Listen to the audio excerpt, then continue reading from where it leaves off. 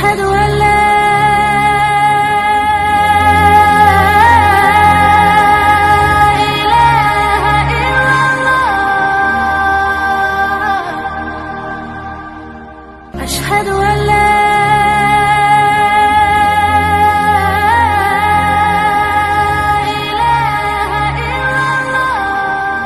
நபிகள் நாயகம் ஸல்லல்லாஹு அலைஹி வஸல்லம் அவர்களின் நெருங்கிய தோழர்களில் ஒருவரான முஆத் பின் ஜபல் ரலியல்லாஹு அன்ஹு என்கிற ஒரு இளம் சஹாபி வாழ்வை குறித்துண்டான துவக்கத்தை நேற்றைய தினத்தில் நாம் பார்த்தோம்.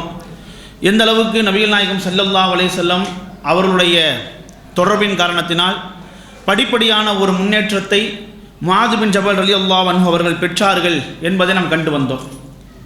அந்த வரிசையிலே முஆத் பின் ஜபல் ரலியல்லாஹு அன்ஹு அவருடைய வாழ்விலிருந்து நாம் பெற வேண்டிய பாடங்கள் என்பதும் படிப்பினைகள் என்பதும் ஏராளமாக குவிந்து கிடக்கிறது.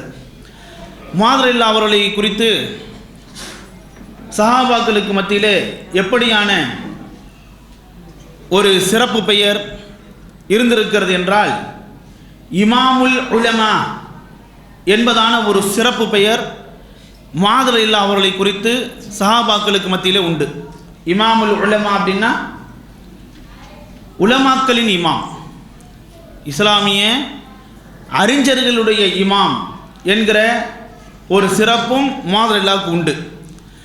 அதை குறித்து உமர் ரலியல்லாஹு அவர்கள் சொல்லுகிற பொழுது சொன்னார்கள், லவ் அத்ரக்து முஆதன் சும்ம வல்லைத்துஹு சும்ம லகீத்து ரப்பி, நான் மரணிப்பதற்கு முன்பாக முஆதை சந்தித்தேன் என்றால் முஆதை நான் என்ன செய்வேன் அப்படின்னா, எனக்கு பிறகு கலீஃபாவாக நியமிப்பேன்.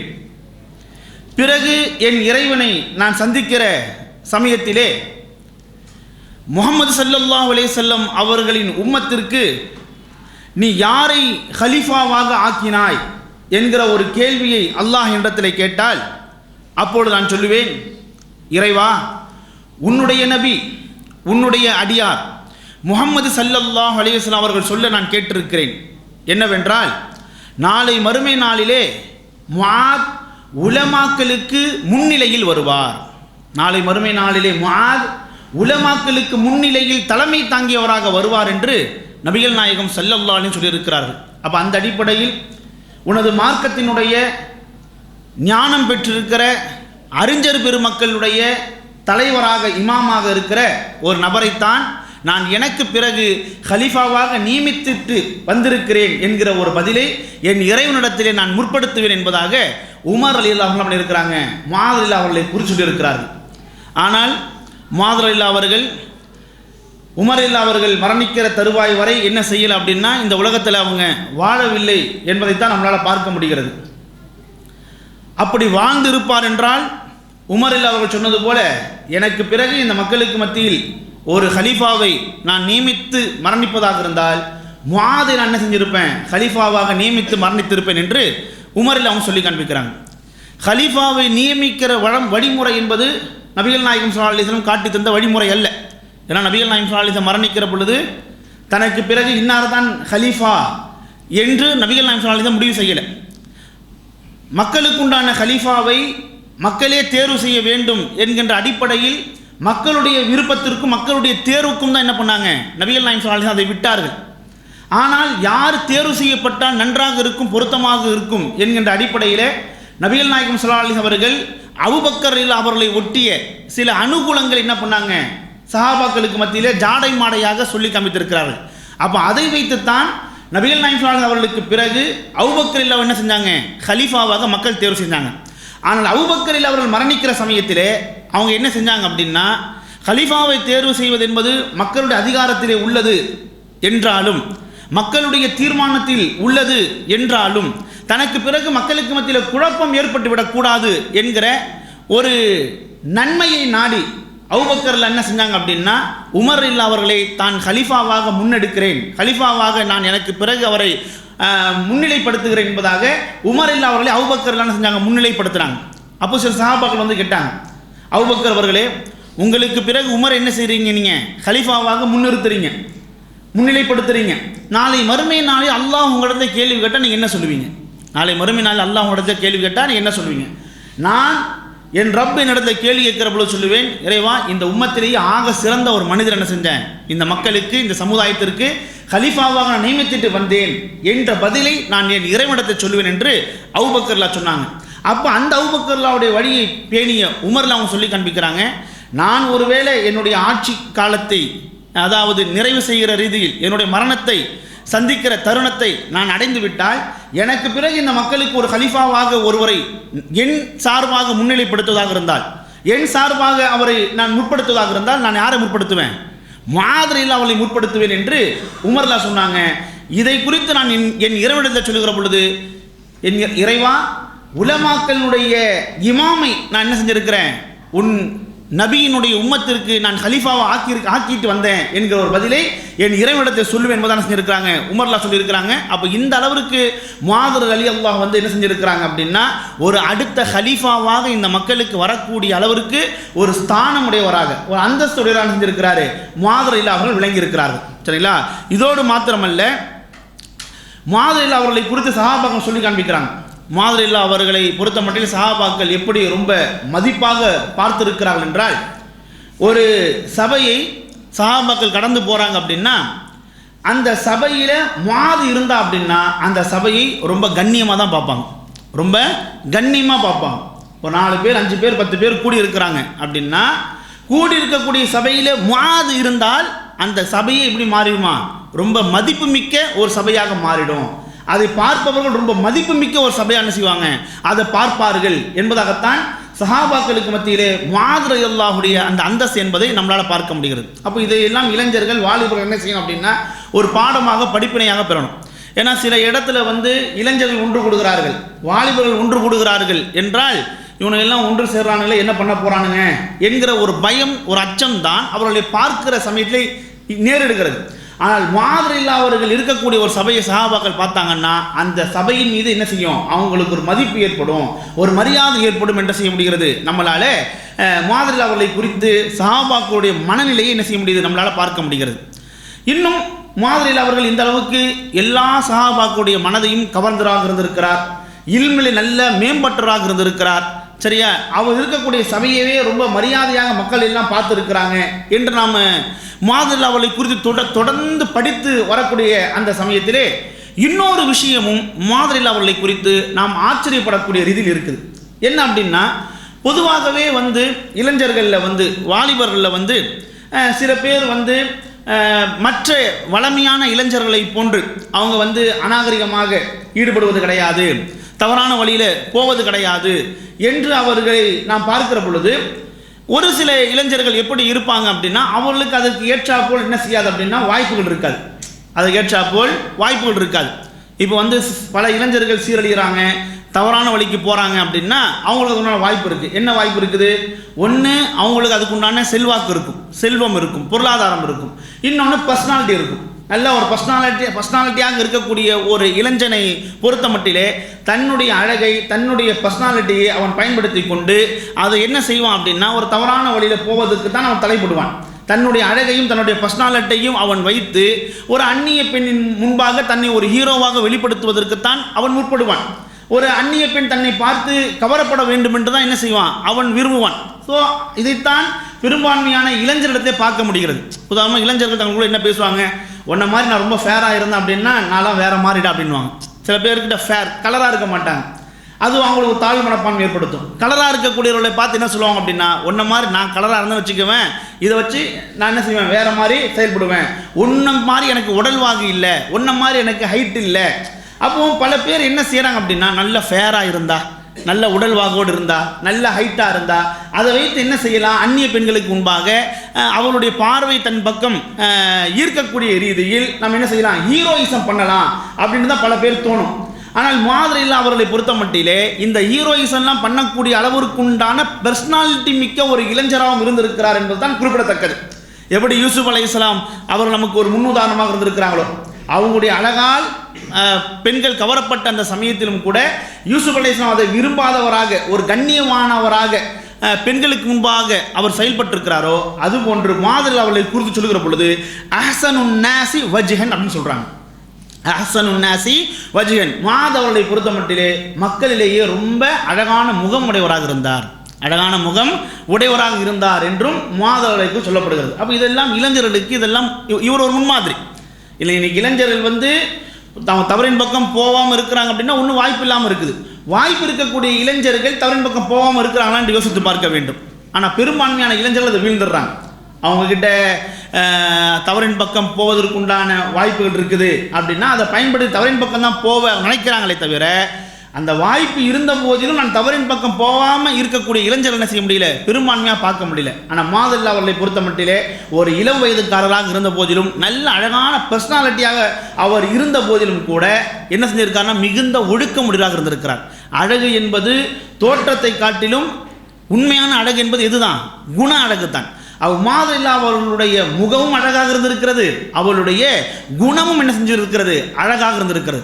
ஆக ஒரு இளம் சஹாபி எல்லா ரீதியிலும் என்ன செஞ்சிருக்கார் அப்படின்னா நல்ல ஒரு மார்க்க நடத்தை, நல்ல நற்குணங்கள் உடையவராக, மார்க்க ஈடுபாடு உடையவராக, ஒழுக்க சீலராக, இரையச்சம் உடையவராக, எல்லா தகுதிகளும் நிரம்பிய ஒரு இளைஞராக நபிகள் நாயகம் ஸல்லல்லாஹு அலைஹி அவர்களுக்கு முன்னால் முஆத் அவர்கள் தென்பட்ட காரணத்தினால்தான் முஆத் அவர்கள் மீது நபிகள் நாயகம் ஸல்லல்லாஹு அலைஹி அவர்களுக்கு ஒரு அதீத அன்பு ஏற்பட்டுச்சு. அதை ஒரு முறை நபிகள் நாயகம் ஸல்லல்லாஹு அலைஹி அவர்கள் முஆத் அவர்கள் அழைத்தே சொல்கிறாங்க. என்ன சொல்கிறாங்க அப்படின்னா, யா முஆதே இன்னி ல உஹிப்புக ஃபில்லாஹ், நான் என்ன செய்கிறேன், அல்லாஹ்வுக்காக உன்னை நேசிக்கிறேன், அல்லாஹ்வுக்காக உன்னை நான் நேசிக்கிறேன் என்று நபிகள் நாயகம் ஸல்லல்லாஹு அலைஹி அவர்கள் செய்கிறாங்க, முஆத் அவர்கள் அழைத்து சொல்கிறாங்க.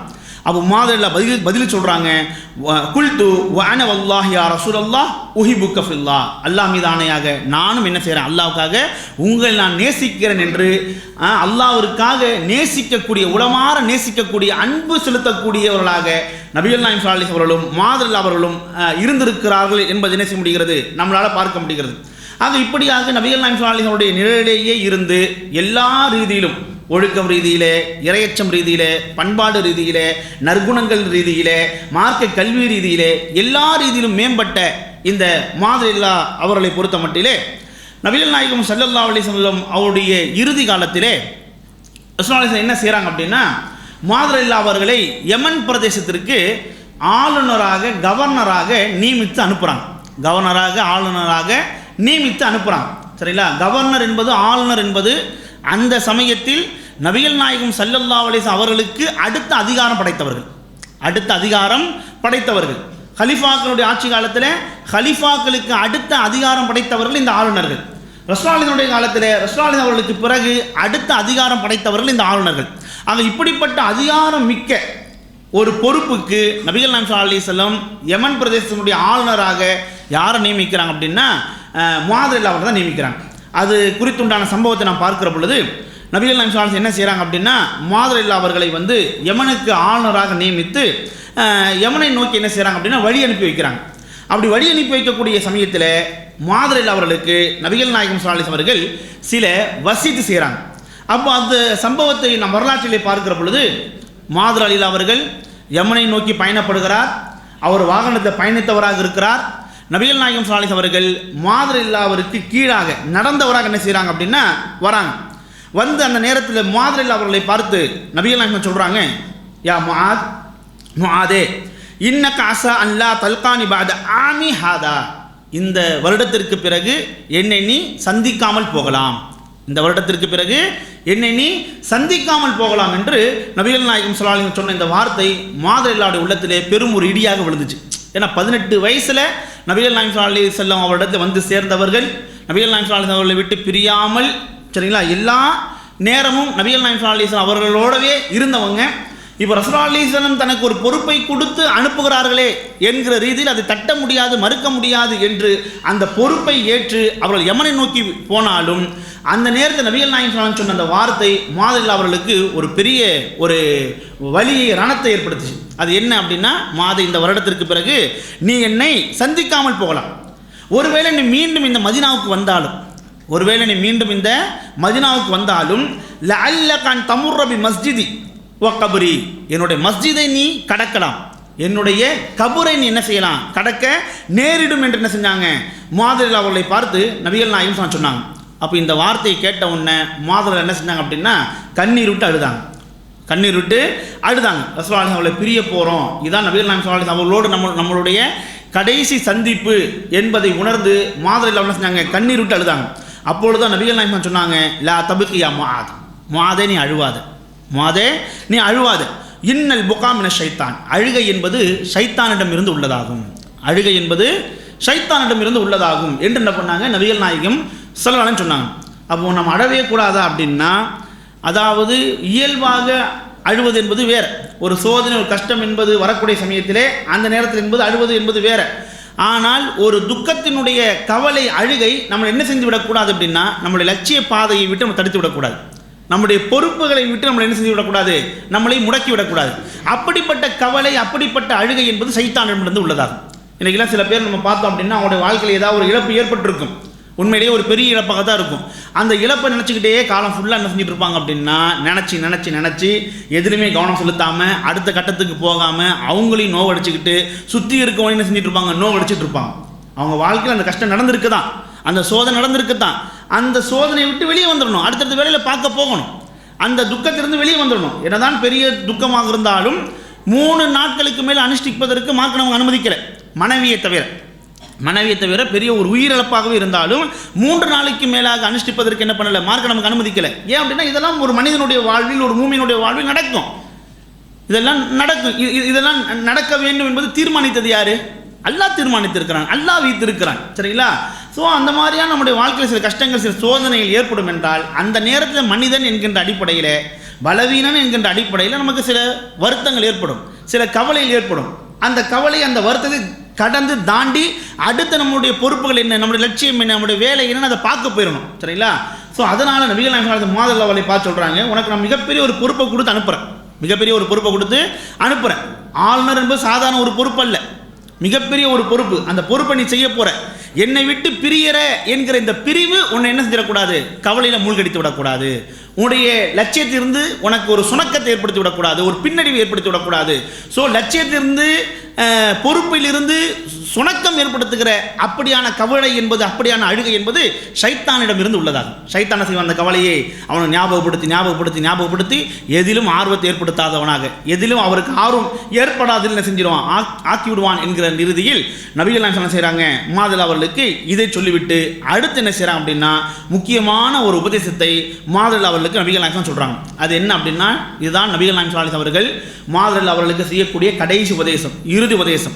இதற்கு முன்பாக நபிகள் நாயகம் ஸல்லல்லாஹு அலைஹி வஸல்லம் சபையில் இருந்து மாதல் அவர்கள் எண்ணற்ற உபதேசங்களை செஞ்சிருக்கிறாங்க, கேட்டிருக்கிறாங்க, எண்ணற்ற நபிகள் நாயகம் ஸல்லல்லாஹு அலைஹி வஸல்லம் உரைகளை கேட்டிருக்கிறாங்க. நபிகள் நாயகம் ஸல்லல்லாஹு அலைஹி வஸல்லம் சபையிலிருந்து எண்ணற்ற பாடங்களை, கல்விகளை கற்றிருக்கிறாங்க. அதனுடைய வெளிப்பாடாக இந்த உம்மத்தின் உலமாக்கள் இமாமாவாக மாறி போயிட்டாங்க. அப்படிப்பட்ட முஆத் அவர்கள் நபிகள் நாயகம் ஸல்லல்லாஹு அலைஹி வஸல்லம் திருநாவில் இருந்து நேரடியாக இறுதியாக கேட்கக்கூடிய உபதேசம் என்பது இந்த உபதேசம் தான். என்ன சொல்கிறான் அப்படின்னா, யா முஆத் இத்தகில்லா ஹைசுமா குன்ட், யா முஆத் இத்தகில்லா ஹைசுமா குன்ட் அப்படின்ற இந்த மிக முக்கியமான பிரதானமான ஒவ்வொரு முஃமினும் தன்னுடைய வாழ்வில் ஏற்று அது நடக்க வேண்டிய, ஏற்று செயல்பட வேண்டிய ஒரு உபதேசத்தை முஆத் சொன்னாங்க. அதுதான் என்னது, முஆதே நீ எங்கிருந்த போதிலும் அல்லாஹை பயந்துக்க, எங்கிருந்த போதிலும் அல்லாஹை நீ பயந்துக்க. இத்தனை நாள் என்னோடு இருந்த, சரியா, என் நிலையில் நீ இருந்த, என் பார்வைப்படும் தூரத்தில் நீ இருந்த, என்னுடைய அரவணைப்பில் இருந்த. ஆனால் இப்பொழுது என்னை விட்டு பிரிஞ்சு என்ன செய்ய போகிற, யமனுக்கு போக போகிற. யமனுக்கு தான் போகல, அதை தாண்டி எத்தனையோ பகுதிக்கு நீ போக வேண்டியிருக்கும், எத்தனையோ இடங்களுக்கு நீ போக வேண்டியிருக்கும். உன்னுடைய இடம் மாறினாலும் எந்த இடத்துக்கு சென்றாலும் நீ உன்னை எப்படி அமைச்சிக்கணும், அல்லாஹ்வை பயந்த நிலையில் அமைச்சிக்கணும், அல்லாஹ்வை பயந்த நிலையில் ஒன்றை நீ ஆக்கிக்கணும். அப்படின்றது தான் முஆத் அவர்களுக்கு நபிகள் நாயகம் ஸல்லல்லாஹு அலைஹி வஸல்லம் செய்த இறுதி உபதேசமாக இருந்துச்சு. இதை 2 விஷயத்தை நம்மளால் கவனிக்க முடியும். ஹைசுமா குன்ட், நீ எங்கே இருந்த போதிலும், அது எந்த இடமாக இருக்கலாம் அல்லது என்ன நிலையாக இருக்கலாம், முஆத் அவர்கள் நபிகள் நாயகம் ஸல்லல்லாஹு அலைஹி வஸல்லம் இடத்தை வந்தபோது அவருடைய நிலை என்பது 18 வயது விடலப்பையன், 18 வயது வாலிபர், பெரும் பொறுப்புகள் எதுவும் கிடையாது. ரசூலுல்லாஹினுடைய சபையிலே நாம் இப்படியெல்லாம் பங்கெடுத்து அமர்ந்திருக்கிறோமோ, கலந்து கொள்ளக்கூடிய ஒரு 20-30 நபர்களில் ஒரு நபராக நாம் இருக்கிறோமோ, அதுபோன்ற நபிகள் நாயகம் ஸல்லல்லாஹு அலைஹி வஸல்லம் சபையிலே பங்கெடுக்கக்கூடிய அவையோர்களில் பல 100 பேர்களில் ஒருவராக இருந்தவர் தான் யார், முஆத் துவக்க நிலை, ஆரம்ப நிலை. ஆனால் இப்பொழுது முஆத் நிலைமை என்பது அந்த நிலை அல்ல, மாறிப்போச்சு, ஃபுல்லாக மாறிப்போச்சு. இப்போ என்ன நிலை, நபிகள் நாயகம் ஸல்லல்லாஹு அலைஹி வஸல்லம் அவர்களுக்கு அடுத்து இந்த சமுதாயத்தில் அதிகாரம் படைத்த ஒரு நிலை. நபி ஸல்லல்லாஹு அலைஹி அவர்களுக்கு பிறகு ஹலீஃபாக்களுக்கு அடுத்து அதிகாரம் கொண்டிருக்கக்கூடிய நிலை. ஸோ இந்த நிலையில் நீ இருந்த போதிலும் என்ன செய்யணும்? அல்லாஹ்வை பயந்திருக்கணும். அல்லாஹ்வை நீ பயந்திருக்கணும். ஸோ இதை ஒரு வாலிபர், ஒரு முஸ்லீம் தன்னுடைய வாழ்விலே பேணினார் என்றால் அவருக்கு என்ன இல்லை? நாசம் இல்லை, அவருக்கு நஷ்டம் இல்லை. ஷைத்தான் என்ன செஞ்சிட முடியாது, அவரை வீழ்த்தி விட முடியாது, அவரை வெளியெடுத்து விட முடியாது. எங்கே போனாலும் இவன் இறைச்சத்தோடு இருக்கிறான். எங்கே போனாலும் இவன் இறைச்சத்தோடு இருக்கிறான். பல பேர் என்ன செய்வாங்க அப்படின்னா, இடம் மாறுகிற பொழுது வடிகட்டில் போய் வீழக்கூடிய ஒரு சூழல் இருக்கிறது. நிலை மாறுகிற பொழுதும் வடிகட்டில் வீழ்கிற போய் ஒரு சூழல் இருக்கிறது. சாதாரண அன்றாடம் காட்சியிலாக இருப்பாங்க. ஹலால் ஹராமை ரொம்ப பேணுவார். கொஞ்சம் வசதி வரும், வசதி பெருகும், பொருளாதாரம் பெருகும். அப்போ பொருளாதாரம் பெருகக்கூடிய ரீதியில், வசதி பெருகக்கூடிய ரீதியில் பணக்காரங்கள் செய்ய வேண்டிய அட்ஜஸ்ட்மெண்ட்டை நாமும் பண்ணித்தான் ஆக வேண்டும் என்கிற நிலைக்கு போயிடுவார். ஃபைனான்ஸை பார்க்க மாட்டார், ஃபைனான்ஸை பெருசாக பொருட்படுத்த மாட்டார். சரி, ஆனால் அவர் அன்றாடம் காட்சியாக இருக்கிற பொழுது, ஒரு பிளாட்ஃபாரத்தை கடை நடத்தி வந்த சமயத்திலே தினக்கூலியாக இருந்த பொழுது அவ்வளோ பேணுதலாக இருந்தார். சிறிய வருமானமாக இருந்தாலும் நிறைந்த பேணுதல் அவரிடத்தில் இருந்துச்சு. ஆனால் இப்போ நிறைய வருமானம் அவரிடத்தில் வந்துருச்சு, அவரிடத்தில் என்ன இல்லை? பேணுதல் இல்லாமல் போயிருச்சு. அப்போ அதை தான் நபிகள் நாங்கள் சொல்கிறாங்க, மாதே நீ எந்த இடத்துல இருந்தாலும் அல்லாஹ் பயந்துகொள், எந்த நிலையில் இருந்தாலும் செஞ்சுக்க அல்லாஹ் பயந்துகொள் என்ன பண்ணுறாங்க? நபிகள் நாயகம் ஸல்லல்லாஹு அலைஹி அவர்கள் மாதல்லா அவர்களுக்கு உபதேசம் செய்தார்கள். இந்த மாதல்லா அவர்களை பொறுத்த மட்டும் அவருடைய வாழ்வில் நம்ம காண வேண்டிய மிக பிரதானமான விஷயம் என்ன அப்படின்னா, அபு மூசா அல்-அஷ்அரி ரலியல்லாஹு அன்ஹு அவர்களும் மாதல்லா அவர்களும் என்ன செய்யறாங்க அப்படின்னா, இரண்டு பேரும் உரையாடி கொள்கிறார்கள். என்ன உரையாடி கொள்கிறார்கள் என்றால், மாதல்லா அவர்கள் அபு மூசா அல்-அஷ்அரி அவர்களை பார்த்து கேட்கிறாங்க, அபு மூசாவே, நீங்கள் குர்ஆன் ஓதக்கூடியதை பற்றி எனக்கு சொல்லுங்களேன். நீங்கள் எப்போல்லாம் குர்ஆன் ஓதுவீங்க? உங்கள் குர்ஆன் ஓதக்கூடிய நிலையை பற்றி எனக்கு சொல்லுங்களேன் என்று கேட்கிற பொழுது அபு மூசா அல்-அஷ்அரி ரலியல்லாஹு அன்ஹு சொல்கிறாங்க, நான் எப்போதெல்லாம் குர்ஆன் ஓதுவேன் என்றால் என்னுடைய தொழுகையில் குர்ஆன் ஓதுவேன். அதே போன்று நான் வாகனத்தில் பயணிக்கின்ற பொழுது குர்ஆன் ஓதுவேன். நான் நிற்கும் நிலையில் நான் குர்ஆன் ஓதுபவனாக இருக்கிறேன். நான் அமர்ந்த நிலை என்ன செய்வேன்? நான் குர்ஆன் ஓதுவேன். அங்கே இப்படியாக எல்லா தருணங்களிலும் நான் விட்டு விட்டு குர்ஆன் ஓதிக்கொண்டே இருப்பேன். குர்ஆனை ஓதிக்கொண்டே இருப்பேன். தொழுகையில், பயணிக்கிற நேரத்தில், நின்ற நிலையிலே, அமர்ந்த நிலையிலே என்று எல்லா நிலையிலும் நான் குர்ஆனை விட்டு விட்டு ஓதக்கூடாக இருந்தேன் என்று என்ன செய்கிறாரு? அபு மூசா அல்-அஷ்அரி சொல்கிறார். அப்போ மாதல்லா அவங்க சொல்கிறான் பாருங்க, நானும் உங்களை போன்றதான், ஆனால் லாக்கின்னி அனாமு சும்மாக்கும், நான் படுத்த நிலையிலும் என்ன செய்வேன் அப்படின்னா குர்ஆனை ஓத வேண்டும் என்று எழுந்து குர்ஆனை ஓதிவிட்டு திரும்ப படுப்பேன், திரும்ப எழுந்து குர்ஆனை ஓதிவிட்டு திரும்ப படுப்பேன். ஆக இப்படி படுத்த நிலையிலும் கூட என்ன செய்வேன் அப்படின்னா விட்டு விட்டு குர்ஆனை ஓதக்கூடிய என்ன செஞ்சிருக்கிறேன், நான் இருந்திருக்கிறேன் என்று என்ன செய்கிறாரு? மாதல்லா சொல்லி காண்பிக்கிறார். சொல்கிறாரு பாருங்க, அஹ்தசிபு நௌமதி கமா அஹ்தசிபு கௌமதி, நான் தூங்காத நிலையில் எப்படி குர்ஆனோடு ஒரு தொடர்பில் இருக்க வேண்டும் என்று நான் ஆசைப்படுகிறேனோ, அதுவே தான் நான் தூங்குகிற நிலையிலும் நான் குர்ஆனோடு ஒரு தொடர்பில் இருக்க வேண்டும் என்று ஆசைப்படுகிறேன் என்று என்ன செய்கிறாரு? மாதல்லாவை சொல்லி காண்பிக்கிறார். அப்போ இந்த அளவுக்கு மாதல்லா அவர்கள் குர்ஆனோடு செஞ்சிருக்கிறாங்க, தொடர்பு பற்றவர்களாக இருக்கிறாங்க. நபிகள் நாயகம் சொல்லி காண்பிக்கிறாங்களா இல்லையா?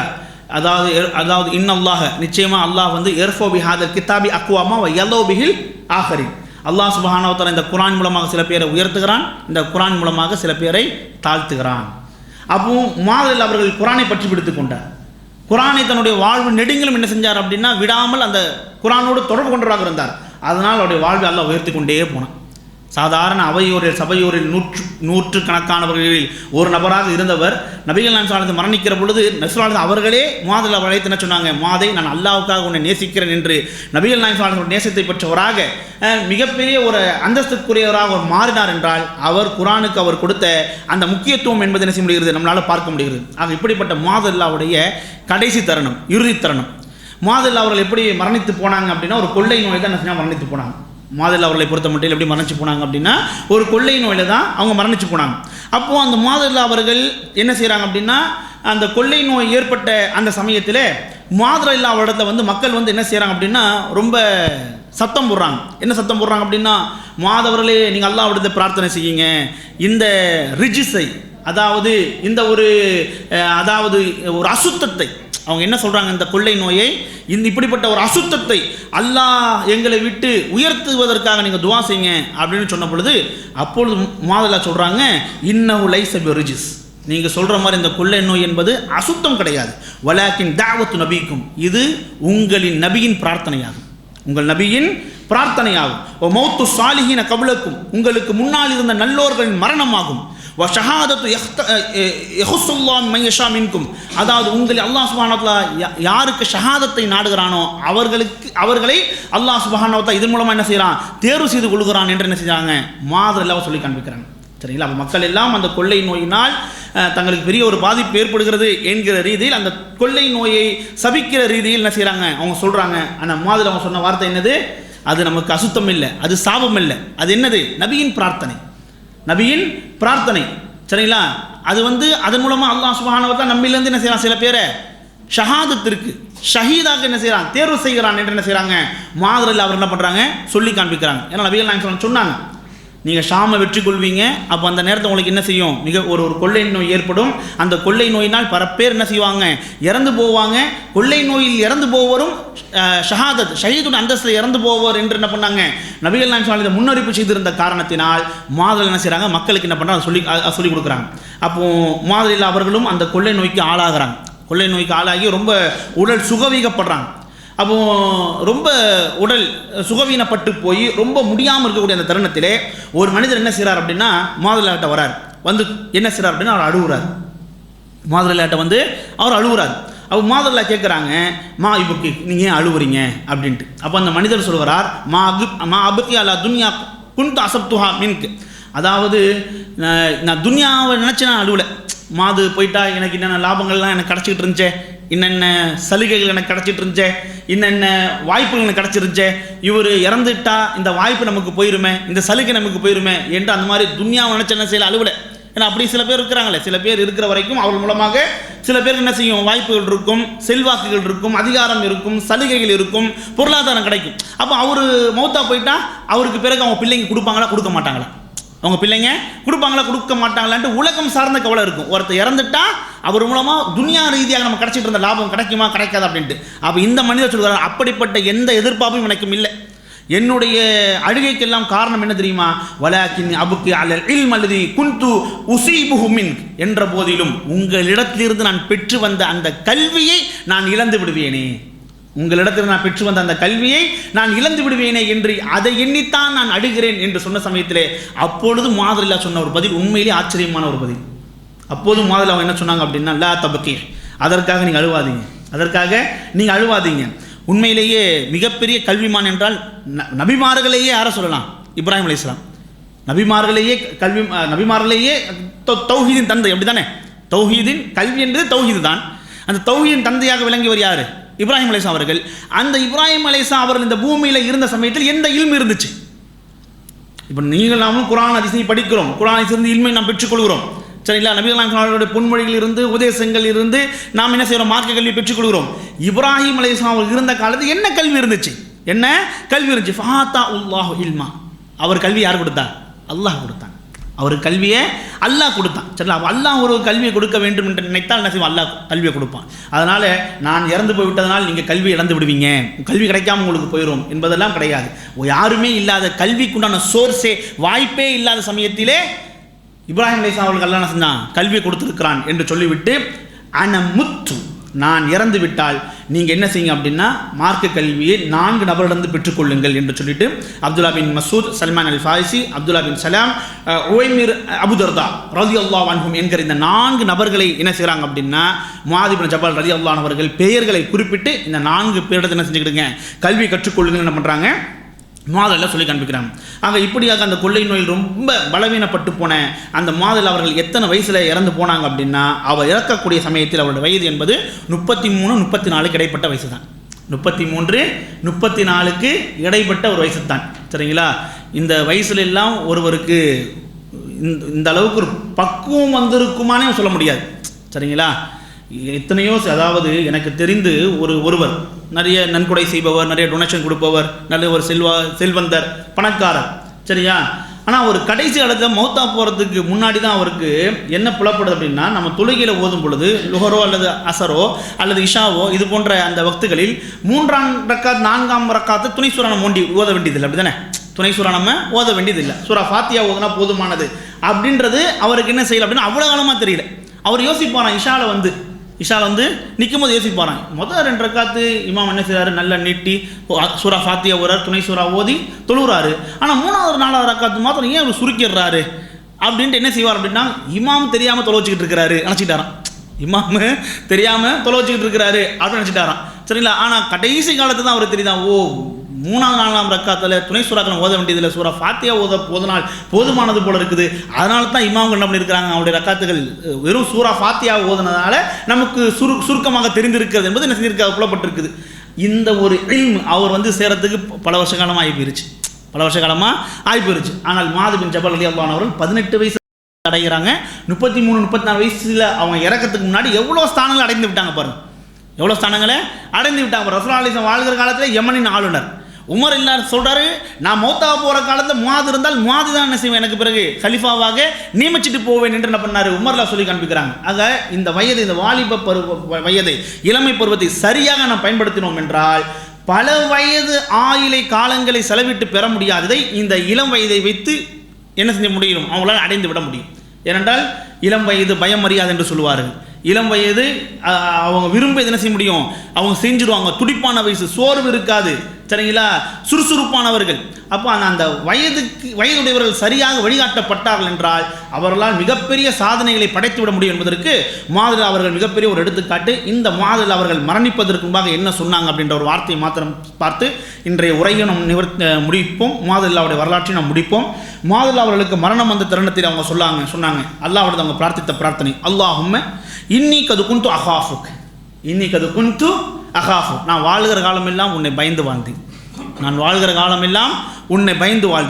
வ அன அல் யோம் அர்ஜுக், இன்னை நான் மௌத்தா போகிறேன், என்னோட உயிர் கைப்பற்றப்பட போகுது. இன்றைய நாளில் நான் உன்னை எதிர்பார்க்கிறேன். நான் வாழ்கிற காலமெல்லாம் உன்னை அஞ்சு வாழ்ந்தேன், அந்த அச்சத்தின் வெளிப்பாடாக இன்றைய நாள் என்ன செய்கிறேன், நான் உன்னை ஆதரவு வைக்கிறேன், உன்னை நான் எதிர்பார்க்கிறேன். என்ன பண்ணாங்க, முதல்ல சொல்லி காமிச்சாங்க, பயம் இல்லை, அச்சம் இல்லை. பாவம் செய்ததற்கு பயம் இருக்கு, ஐயோ வாழ்கிற காலம்லாம் பாவம் செஞ்சிட்டோமே, அமல் செய்யலையே, இபாதத் செய்யலையே, என்ன போகுது ஏதாவது போகுது என்ற அச்சம், நடுக்கம், கலக்கம் இருக்கும். முஆத் அவர்கள் தெளிவான ஸ்டேட்மெண்ட் சொல்கிறாங்க, அவரை போன்ற விடல வயசு பசங்க, அவரை போன்ற வாலிப வயசு பசங்க, அவரை போன்ற இளைஞர்கள் எப்படியெல்லாமோ அவங்க காலங்களை கழித்திருந்திருக்கிறார்கள், எதிலெல்லாமோ அவனுடைய காலங்கள் நேரங்களையும் அவர்கள் வீணடித்திருந்திருக்கிறார்கள். ஆனால் அப்படிப்பட்டவர்களிருந்து விடுபட்டவனாக, அப்படிப்பட்டவர்களிருந்து விலகியவனாக என்னுடைய வாழ்வை, என்னுடைய இளமை பருவத்தை, என்னுடைய வாலிப பருவத்தை இறைவா உன்னை அஞ்சி தான் நான் வாழ்ந்தேன். நான் கழித்த ஒவ்வொரு நாளும், நான் கழித்த ஒவ்வொரு நொடி பொழுதும் உன்னோட அச்சத்திலேயே நான் வாழ்ந்தேன். வாழ்கிற காலம் எல்லாம் எனக்கு பயம் இருந்துச்சு, இப்போ மௌத்தா போகுது எனக்கு பயம் இல்லை. வாழ்கிற காலம் எல்லாம் எனக்கு பயம் இருந்துச்சு, இப்போ எனக்கு பயம் இல்லை. நான் உன்னை அஞ்சு வாழ்ந்தேன், அதற்குண்டான பலனை இன்றைய நாள் என்ன செய்கிறேன், உன்னிடம் எதிர்பார்க்கிறேன் என்று சொன்னவராகத்தான் முஆத் அவருடைய அந்த இறுதி வார்த்தை இருந்துச்சு. அதோடு என்ன செஞ்சாங்க அப்படின்னா, முஆத் அவர்கள் வந்து இறந்து போனார்கள். எப்படி நபிகள் நாயகம் ஸல்லல்லாஹு அலைஹி வஸல்லம் அவர்களுக்கு பிடித்தவர்கள் நபிகள் நாயகம் ஸல்லல்லாஹு அலைஹி வஸல்லம் அவர்களை தொடர்ந்து வேகமாக சென்று விட்டார்களோ, நபிகள் நாயகம் ஸல்லல்லாஹு அலைஹி வஸல்லம் இறந்ததுக்கு பிறகு அவரை தொடர்ந்து வேகமாக சென்றவங்க யார், ஃபாத்திமா ரலியல்லாஹு. அப்போ அது போன்ற நபிகள் நாயகம் ஸல்லல்லாஹு அலைஹி வஸல்லம் வாழ்கிற காலத்தில் முஆதே நான் உன்னை நேசிக்கிறேன் என்று சொன்னார்கள். நபிகள் நாயகம் ஸல்லல்லாஹு அலைஹி வஸல்லம் நேசத்துக்குரியவர்கள், ரசூலுல்லாஹி அவர்களுக்கு பிறகு வேகமாக அவர்களை சென்று அடைந்தவர்களில் முஆத் அவர்கள் என்ன செஞ்சாங்க, நபி அவர்களை சந்திப்பதில், நபி அவர்களை போய் சேர்வதில் முந்திக் கொண்டார்கள் என்பதை, அல்லாஹ்வுடைய நாட்டப்படி அவர்கள் போய் சேர்ந்தார்கள் என்பதை என்ன செய்ய முடியுது, நம்மளால் அவருடைய வாழ்விலிருந்து பாடங்களாக படிப்பினாக பார்க்க முடிகிறது. ஆக இப்படிப்பட்ட இந்த முஆத் அவருடைய வாழ்வை முன்னுதாரணமாக எடுத்து இளைஞர்களும் வாலிபர்களும் தங்களுடைய வாழ்வை நேரங்களை சரியான முறையிலே அமைத்துக் கொள்வார்கள் என்றால் அவருடைய இம்மை மற்றும் மறுமையுடைய வாழ்வு என்பது வெற்றிக்குரிய ஒரு வாழ்வாக இருக்கும். அப்படிப்பட்ட ஒரு வாழ்வை அல்லாஹ் சுப்ஹானஹு வ தஆலா அனைவரும் தந்து அருள் வேண்டும். இன்ஷா அல்லாஹ் நாளைய தினம் இன்ஷா அல்லாஹ் வேறு ஒரு இளம் சஹாபியுடைய வாழ்வை குறித்து நாம் பார்ப்போம். அது அல்லாஹ் சுப்ஹானஹு வ தஆலா அருள் புரிவானாக. அகூலு கௌலி ஹாதி வஸ்தக்ஃபிரு லி வ லக்கும் இன்னஹு தவ்வாபுர் ரஹீம் வ ஆகிரு தஅவானா அல்ஹம்துலில்லாஹி ரப்பில் ஆலமீன்.